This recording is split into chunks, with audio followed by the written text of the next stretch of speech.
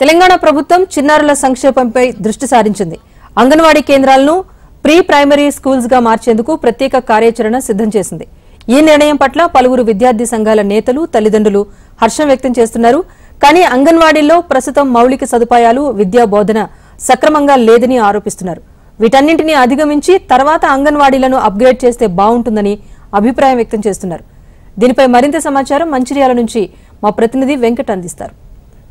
అంగన్వాడీ అంటే చిన్నపిల్లలను బడివైపు మళ్లించి వారికి పౌష్టికాహారాన్ని అందించి విద్యాబుద్ధులు నేర్పించే సాధనం. అలాంటి అంగన్వాడీలను రాష్ట్ర ప్రభుత్వం అప్గ్రేడ్ చేస్తూ ఎల్కేజీ నుండి నర్సరీ వరకు విద్యను అందించాలని యోచిస్తుంది. ఈ నేపథ్యంలో అంగన్వాడీల్లో ఎలాంటి వసతులు ఉన్నాయి, అసలు రాష్ట్ర ప్రభుత్వం తీసుకునే చర్యలు ఎలా ఉంటాయి, అసలు సక్సెస్ అవుతాయా లేదా అనేది పూర్తి వివరాలను అడిగి తెలుసుకునే ప్రయత్నం చేద్దాం. చెప్పండి, మీరు అసలు అంగన్వాడీలను రాష్ట్ర ప్రభుత్వం అప్గ్రేడ్ చేయాలని చూస్తుంది, ప్రైమరీ ఎడ్యుకేషన్ అందించేలా చర్యలు చేపడుతుంది, ఎలా ఉండబోతుంది? ఇటీవల ముఖ్యమంత్రి రేవంత్ రెడ్డి గారు అదేవిధంగా సంబంధిత శాఖ మంత్రులు ఒక యోచన చేయడం జరిగింది. అంగన్వాడీని అప్గ్రేడ్ చేయాలి, అదేవిధంగా ప్లే స్కూల్ని కూడా కంటిన్యూ చేయాలి. తద్వారా రూరల్లో ఉన్న విద్యార్థులకి సుదీర్ఘంగా దూరంగా వెళ్ళడానికి ఇబ్బంది పడుతుంది. దగ్గర ఉన్న ఊర్లోనే ప్లే స్కూల్ నిర్వహిస్తే ఎడ్యుకేషన్ అనేది ఉచిత నిర్బంధ విద్యతో పాటు వాళ్ళు హై స్కూల్కి వెళ్ళేటప్పుడు కూడా సుమార్గంగా ఉంటుందని దీన్ని ప్రవేశపెట్టడం జరిగింది. అయితే సుమారుగా ఇప్పుడు ఉన్న అంగన్వాడీస్ దాదాపు 90 అంగన్వాడీస్ అద్దె భవనంలో నడుస్తున్నాయి. ఇంకా కొన్ని గిరిజన ప్రాంతాలు అయితే పశువుల కొట్టంలో అంగన్వాడీ సెంటర్లను నిర్వహించడం జరుగుతుంది. దాదాపు గత 10 సంవత్సరాలుగా కేసీఆర్ చేసిన విద్యా వ్యవస్థపై అదేవిధంగా అంగన్వాడీపై చాలా నిర్వినీయంగా ప్రవర్తించారు. దుర్మార్గం చర్యగా దీన్ని చూడవచ్చు. ఎందుకంటే మేమే దాదాపు ఈ 10 సంవత్సరాల్లో అనేక సార్లు సంబంధిత మినిస్టర్లకి, ఎమ్మెల్యేలకు కూడా మొరయించుకున్నాము. అప్పుడు కనీసం అంగన్వాడీ సెంటర్లని కనీసం పక్క భవనాలు కూడా నిర్మించలేదు. ఎగ్జాంపుల్ చెప్పాలంటే మా ఊర్లోనే ఏకగ్రీవ గ్రామ పంచాయతీ సుమారుగా 100 సంవత్సరాలు అవుతుంది మా గ్రామం ఏర్పడి.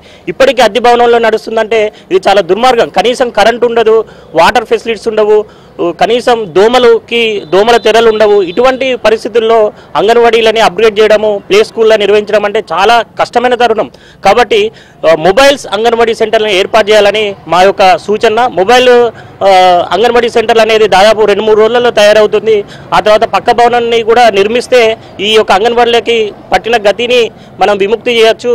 అదేవిధంగా పిల్లలు కూడా సుదీర్ఘ ప్రాంతాల్లోకి వెళ్ళి ఇప్పుడున్న ప్రైవేటు ప్లే స్కూల్లో దాదాపు లక్షల రూపాయలు అంటే ఒక నెలకు 20,000 రూపాయలు పే చేయవలసి వస్తుంది ప్లే స్కూల్లో. అలాంటి తరుణంలో పేదవారికి ఈ అప్గ్రేడ్ వల్ల చాలా సుముఖంగా ఉంటుంది.